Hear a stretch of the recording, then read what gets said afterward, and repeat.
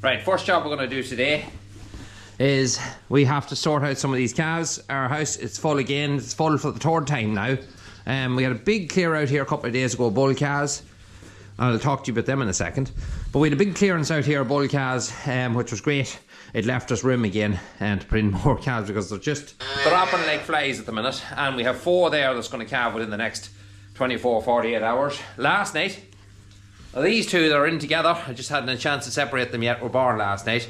That's a heifer calf and that's a bull calf. So a heifer had the bull calf and a cow had the heifer calf. They were born around 1:30, 22 last night. Anyway, job at hand is to get this Gerard here that's growing out of it, this one here, and that one down there with the jacket. We're going to set up a place up here. We're going to move them out.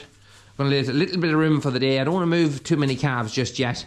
Now these, by the way, bar that one there and that one there, they're all heifer calves, so we don't want to move anything that's too small. Like there's a small little heifer calf there, it's only 2 days old. We don't want to move that calf yet.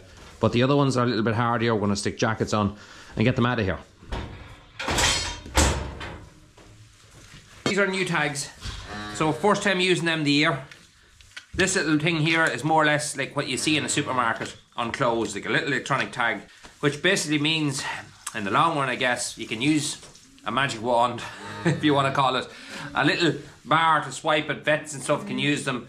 If the cattle are in the crush, you can just scan across it, it'll pick up that little chip that's in that tag and it just makes the thing a wee bit easier. So that's just a new tag, first time using them type of ones, but on most farms that's what we're going to be using from now on.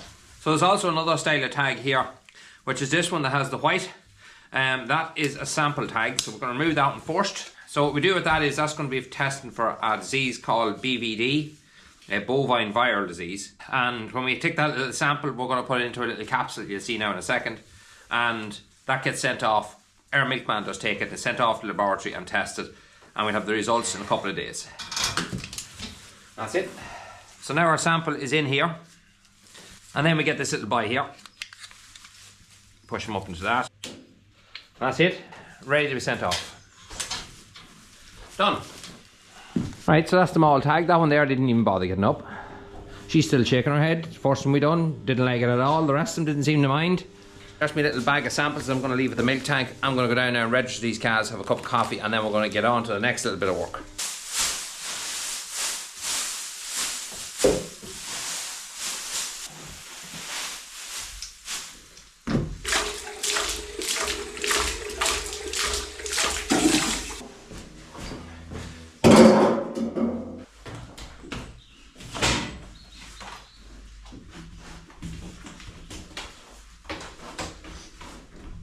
Right, we're only putting up 3. I was going to put up 2 more, but they're a little bit small, and it's very warm here today. I'm actually sweating in this coat. It's 12 degrees, but I just don't want to put them up yet. They're only a few days old, and that's very young. These ones are a little bit stronger, so as cows calve, which they're going to calve very quickly now, there's a lot of them ready to calve. But as they calve, I'll move one calf up at a time, because a day or two can mean a big difference in a calf's life.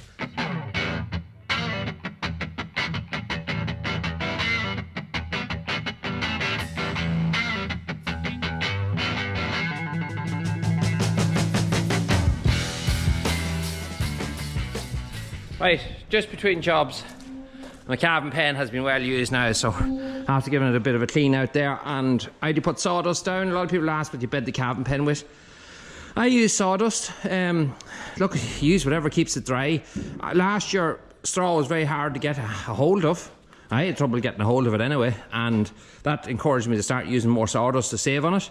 And this year hasn't been the same problem, but the sawdust I kept, I find it's good, and I just put the bit of lime on top of it and a wee bit of straw, and that's it. And I suppose with sawdust, if you use no straw at all, you can spread it on the field. I watched the 10th generation farmer, and he just spread his sawdust in the field, and it seems to be a good job, and it rots down and gets mixed with manure and stuff. Anyway, my brush, I'll keep my voice down here as in with the heifers. Brush is doing great. I absolutely love that thing. I'm going to get more of those without a doubt. But this is kind of what we're looking at here for the next few days. That cow there is definitely coming a lot closer. She'll get another couple of days yet, but then you see the blonde heifer here. I'm not sure what the light is like. But yeah, that's the one that was born alongside Bo. Do you remember? There's a picture somewhere on Facebook of Bo and her together standing in that upper house we just put them calves in. Not far away, not far away. In here, not far away. These pair here, calved last night. That's the two that calved last night. They're in here. They've just after passing their afterbirth, but I leave them in here until I know the bones has completely gone back up again, because when they're down, when I talk about bones, I talk about these things here. When they're down, it leaves them very weak on the back legs, and if an animal bullied them in the shed, they could get knocked very easily and get hurt. So I wait till the bones is fully gone up, maybe a day or two in here, when everything's passed and the bones are back up in place, and then they're much sturdier on their feet.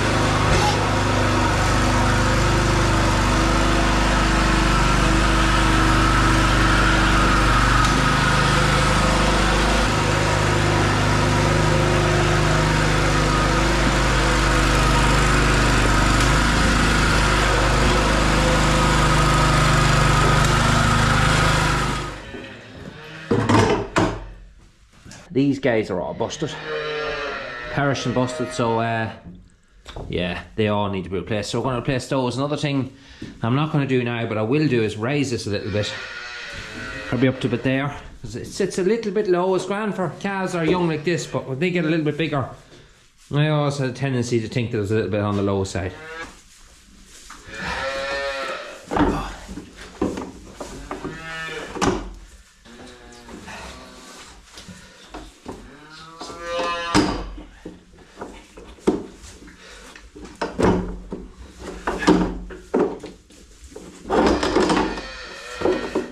Right, these are our new ones here now, so they should pop in handy enough.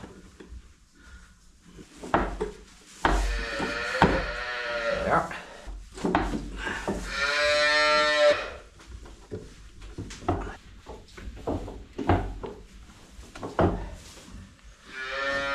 Right, job's a good one. Next thing I want to do is I want to add a jacket onto this little girl here, and I want to actually put a bigger jacket on Ruby as well. I've got jackets here, and these are a big size. I reckon it'll fit that one. It might be a little bit big for these, but at least we know they're going to grow into them. I don't know where my small jackets is. I've been searching all morning for them. I know I have them in a box somewhere washed, but I just can't place them, so these are going on today.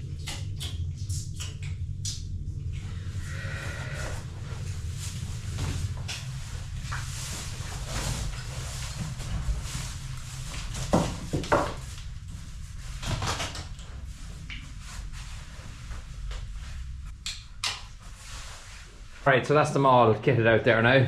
I put the jacket that was on the red calf onto this little small heifer calf that's just after been put up now, because I need the room for another one. But that jacket fits it perfect. So that's them. Hopefully the jackets will stay on. You do lose an odd one here and there. But anyway, that's that job done. So it's the following day, and we're filling them spaces that we made up very quickly. So last night, about 8 o'clock, this little girl popped out. That's a Frisian heifer. You see, she's just getting to her feet. She's only young. And that came out of our white heifer. So our white heifer calved quicker than we imagined. So I'm not quite vocal here because I have to still feed a few. I'm just literally after coming home from the school run, and it's only gone 8:30. This little heifer calf here, very sleepy of herself. Not sick, as you can see there, but just very sleepy of herself. But starting to improve now. She's only a day and a half old, but she's a wee bit sleepy. Compared to the rest of them that are up jumping looking for food, she's always laying when I come in, and that can be normal, but I have a little remedy that I use, very simple one, that does give the calves like that a bit of a boost when they're laying like that. There's nothing wrong with that calf. Well, not that I can see of yet. It's just I'd like it to be on its feet more and moving around. So wee bit of a boost coming right up.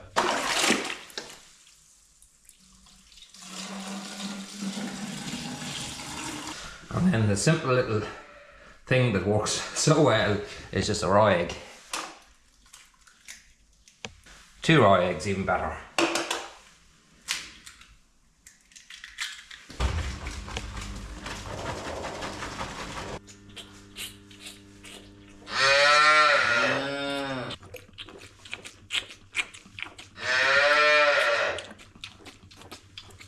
So that's that down the back. And just by looking at what's on the ground, I'm not going to actually show you because you're probably having your breakfast. But by looking at what's on the ground, there's not much wrong with that calf. Anyway, job done, on to the next one. And then out here, this morning at 7 o'clock, we put, actually last night, we put that cow that's over there who's starting to put out her first water bag. We put her in the calving pen, that's 7:12, and she didn't do anything last night because 8:37, which the calf is sucking on now at the minute, she decided she was going to calve first, so she calved this morning at 7 o'clock. She's had a lovely Frisian heifer calf, which is sucking away on her there at the moment, so I'm going to just leave them alone. I'm going to go and just do my routine jobs on the farm here and the other farm, and then we're going to come back, put that calf in, and get that other cow put into her place.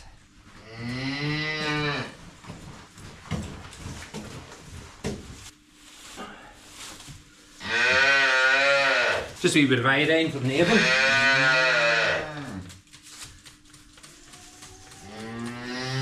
That keeps it right.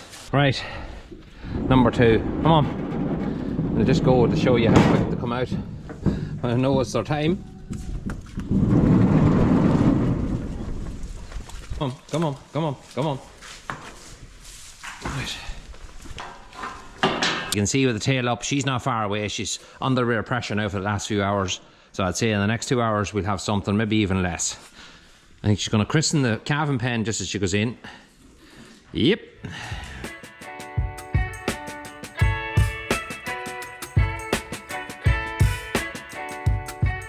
Now some of you might say, Adrian, where's your forks? Where's your pallet? Are you double handling them again? Got a bit of an 8 in the last, so I did that. Well, I am. Well, there's a reason for that. Neighbour of mine has me forks at the minute. He's doing a wee job with them. Look, I often get stuff of him, so we swap stuff back and forth. So I can make do. It's a bit of exercise will do me no harm in the day. Now, this is the first Bailey'd move so kindly out of the way. This is the first division here now of our net. So I'm going to pull this first bit of net off. And then I'm going to strip our cover back and just cut off a piece. But a lot of people did ask about the silage. What it's like now. There's no rot now, it's just it's falling down there. I have to clean up the corners, but there's no rot. None.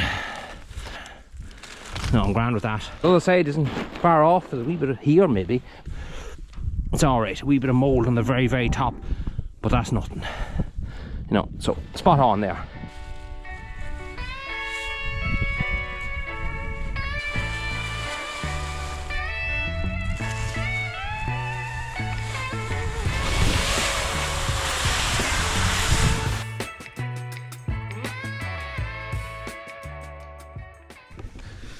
I went on the old Dundee and I found this roller door, which I was talking about putting on the front of my shed over here. And that roller door is almost 9 foot by 9 foot. And that'll be going here. We'll be building this up, putting our access door here, roller door in the middle, and then just blocking the rest of it up and putting an RSJ across the top of it. Bought that door for €450, that's what I paid for it. I think it's alright for a door like that, and it's actually in very, very good condition.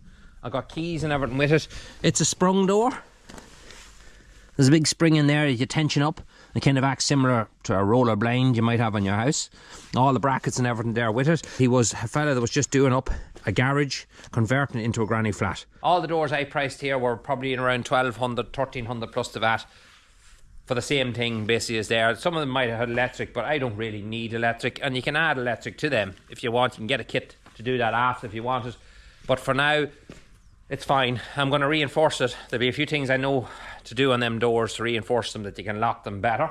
Now, a lot of people said to me, I shouldn't build this wall in the middle. I'm going to make the whole thing very small looking and dingy, and it'd be a bad job. I'd regret doing it. Now, you have a point, all right? You do have a point, and I do agree with you to an extent. The thing I forgot to mention in that video was there's a kind of a reason why I want to put the wall there. This side here, although what's in it now at the minute will hopefully be gone come another year, year and a half. That'll all hopefully be in there. My idea was when the wall is built was to be able to put straw in here. Bales of straw, which I've nowhere to put any straw at the minute. Bales of straw, some loose sawdust rather than buying it really expensively in bags. It'd just be so handy for that kind of stuff. And also straw as well, it'd be very susceptible to go on fire. And when I'm in here, I'll be grinding and welding and all that kind of stuff, and I don't want any sparks tipping across and putting this afire. So that's why I wanted to build it completely to the roof. Another thing as well, probably the most important thing is, if that's open, it'll never feel like the tool shop I want it to kind of be, if that makes sense. You see, the design I'm thinking of is put a workbench along here and put my shelves up that I mentioned before along there.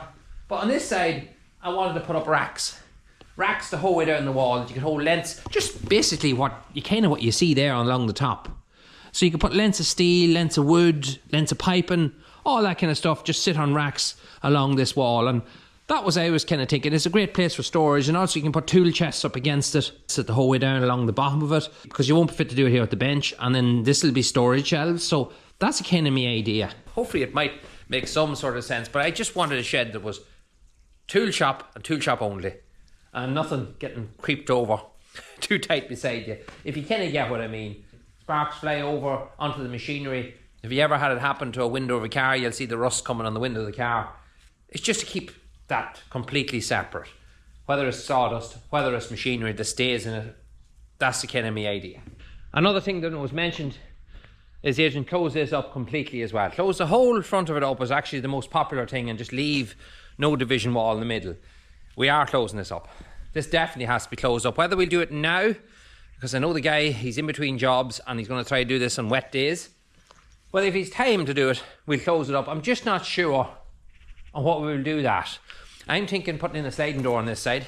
A roller door, it's going to be kind of awkward. It's going to be in the centre, and really a sliding door could be slid across there. If that was split in half, you get the sliding door would open across to there, and it might be very handy. I just don't know. I'm not fully decided on that.